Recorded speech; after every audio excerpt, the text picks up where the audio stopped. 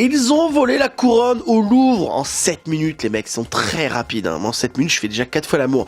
Mais qui sont les voleurs? Nous allons en savoir ensemble, vous allez voir, on a fait des enquêtes. Des braqueurs audacieux ont dérobé la couronne de l'impératrice Eugénie. 1354 diamants, 56 émeraudes au musée du Louvre en seulement 7 minutes.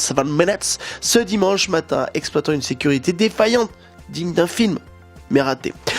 Au Louvre, plus facile de voler des bijoux que de trouver des toilettes au Louvre. Je sais pas si ça c'est vraiment la galère de ouf. La préparation était simple, les voleurs arrivent à bord d'un camion nacelle télescopique, avec derrière des T-Max, comme ça, qui sont toujours allumés, pas mal.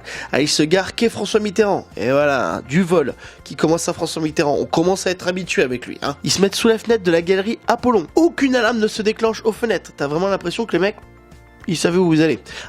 Après, ils découpent les vitrines à la fenêtre, et ça, en plein jour. En plein jour.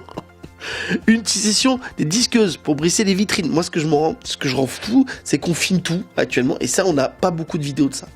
3 vitrines attaquées dans la galerie d'Apollon, vol de 8 objets. La couronne de l'impératrice Eugénie, le collier de la parure de Marie-Amélie, la broche de...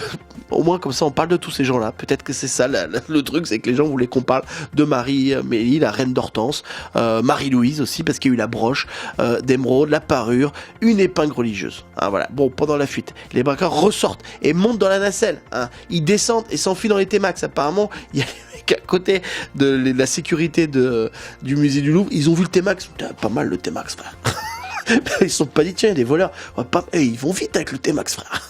C'est vraiment un truc de ouf. 2 complices les attendent en bas, ils sont dans le T-Max et ils partent. Ils brisent les vitrines en sortant, aucun blessé, opération propre. Il y a même une vidéo du mec en gilet jaune. Donc le mec était moitié manifestant, moitié voleur et qui était dans le musée à voler le truc, tu vois. Mais je trouve c'est fou, c'est qu'il y avait des gens au fond en fait. J'ai l'impression qu'il y a des gens au fond. Enfin, vidéo de dingue.